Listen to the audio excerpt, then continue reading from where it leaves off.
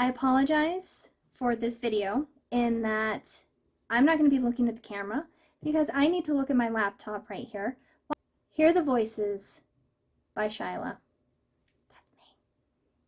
This story I'm going to tell you is a work of fiction and is my creative expression based on what I see happening in the world right now.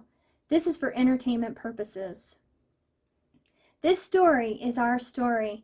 The story of us as individuals and the story of us as a planet. The story of the human race. We are living in monumental times. We are living through a pivotal moment in history. Before I start our story, let's take a moment to review a few things. Every compelling or exciting story needs villains. The best villains are the ones who really are not the villain. It's the stories where you think that that is the villain, but then you find out the villain who you hated and despised turned out to be a scapegoat of the real villain. The real villain is the one who hides in the shadows and manipulates those around them to take attention away from themselves, to distract the hero from who the true villain is.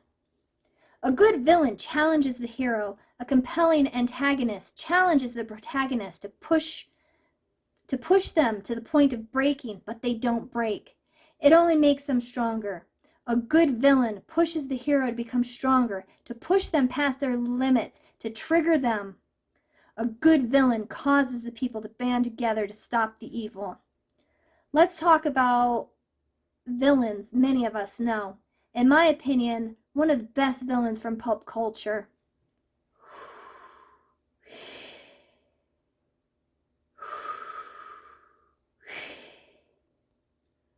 Darth Vader. Alright, spoiler alert. If you've not seen the movie, you may want to swipe up now. I'm starting from the point of reference from episodes 4, 5, and 6, because that's the order I watched them in.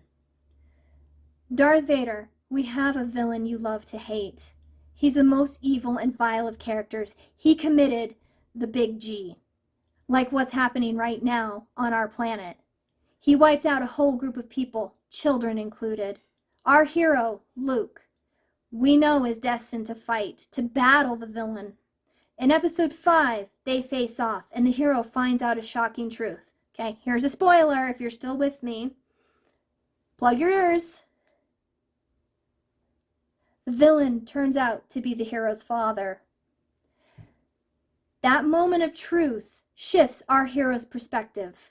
Then, in episode 6, we have the final showdown, and while Darth Vader did horrific, vile things, and I mean vile, we find out there's someone above him calling the shots.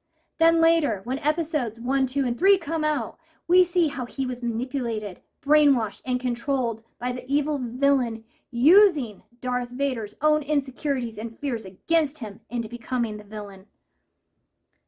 Beautiful character development. Darth Vader played his role as the villain, and in the end, he did have to accept his fate and the consequences of his vile deeds. But despite that, it was love that saved him. Spoiler alert! He could not stand by and watch while the true villain killed his son. He stood up in the end, and in that brief moment, a part of him was redeemed. It did not change what he had done or the suffering he caused against all life of the galaxy. But there was still some good in him, and his son could see it. At his end, his last moment, he chose to do the right thing. For you anime lovers, side note, this is a side note. This is a way for me to honor Akira Toriyama. His character, Lord Frieza, in the original Dragon Ball story, he was not redeemed. Even when the hero screamed at Frieza, "No more!" And the hero, in an act of mercy, left the villain bloody and broken to give him the opportunity to make the changes Frieza needed to make to redeem himself. He was given that opportunity. And we know what happened to Freezer. He was not redeemed and continued his evil ways, and then he was unalived. So now let's get to our story, the story of the Earth, the story of the human race. The villains of our story is us.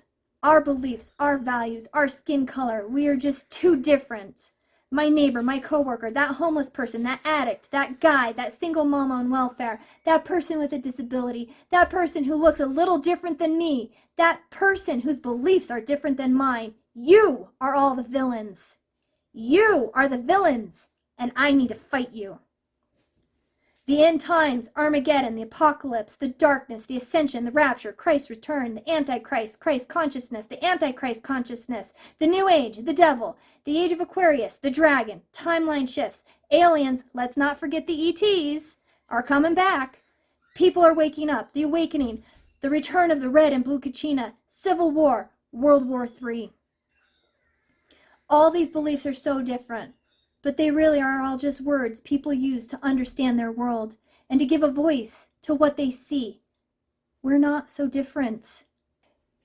Maybe my neighbor is not the problem. Maybe my coworker, the homeless person, the addict, that guy, that single mom on welfare, the person with a disability, the person who looks different than me, that person whose beliefs are different, maybe, just maybe, they're not the problem. Maybe, just maybe, they're not the villains. We are in World War III, and no one realizes it. World War III is not what we thought it would be. Sure, we had physical wars taking place, and yes, even genocide on the planet. World War III, the final war on our planet, was not fought between nations. World War III was fought by each citizen of their nation standing up against the real villains who have been controlling and manipulating the world governments, the financial institutions, the religious institutions, the educational institutions, the military institutions, the media, and yes, even healthcare. The real villains are the politicians in our government, the orange Cheeto, the grandpa whose mind is slipping away and he just wants to eat his ice cream. They are the villains, and yes, they have done some horrendous and horrific things against people and humanity. Let's hate them. But remember, the villains are there to challenge the hero, to challenge us, to make the hero get stronger, to cause that fire to ignite within our hearts and soul, to finally stand up and say, enough is enough. The villains have their roles to play. The villains are uniting the people. It's not the Cheeto, it's not Grandpa Ice Cream that is the problem. The real villains are not even the people who have sworn an oath on their holy books to represent the people who put them in that position to represent us. They are brainwashed, they are manipulated, and they sold out. They have sold their humanity. They have sold their soul to do the bidding of the real villain. For future generations, learn from this. World War III continues to rage. The people are coming together. They are uniting. There are still some who are under the control of the villain. There are those who are still being manipulated, and sadly, they cannot see it. Those of us with the boots on the ground, we are fighting to expose who the true villain is. We're not going to give up on our own. We want to save as many as we can, but we have a war to fight and a war to win. If at some point those who are being controlled wake up and join in our fight, we will welcome them because we are stronger together. Because we are stronger together, World War III, we need more people to wake up and join in this fight, to uncover who the true villain is. Mark this date, March 16th, 2024, the year where humans learn how to take back our rightful birthright to live freely on planet Earth. The year we take back our freedom. We take back our life from the clutches of the true villain. If the people of Earth can just set aside their differences, even for 1 minute, we can expose who the true villain is. Then we can take a deep breath, and then maybe, just maybe, we can learn to respect other people's differences and it not turn back into hate of our fellow human. Understand the villain, who or what it is, has been using its greatest weapon against us. Us. We, the people, are the true villain's weapon. And I say, this one, this person before you, I say no more. I stand with humanity. My heart is with humanity and respect for life. The blood that pumps through this heart is the blood of my ancestors, whose voices have been silenced and suppressed. The women in my family who have been abused, to the men in my family who have been abused, the ancestors whose blood runs through my veins and through my heart every day.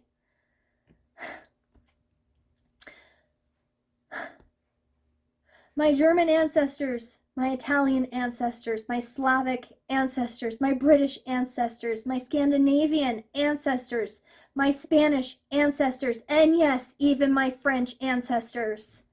My Peruvian ancestor, my Colombian ancestor, my Puerto Rican ancestor, and yes, my Mexican ancestor. My South Asian ancestor, and this, I'm sorry, I don't know how to pronounce the names. The Gutari Indian, the Pahabi, Bengali, Sri Lankan Tamil. My Japanese ancestor, my Vietnamese ancestor, and yes, even my Chinese ancestor. This is me. All of that DNA is in my blood. Their screams, their cries, their pain is my pain. Every living thing on this planet, the earth herself, their pain is my pain. Screaming and crying, no more. My ancestors are all screaming so loud that I can't even hear my own thoughts saying enough. Enough is enough. No more.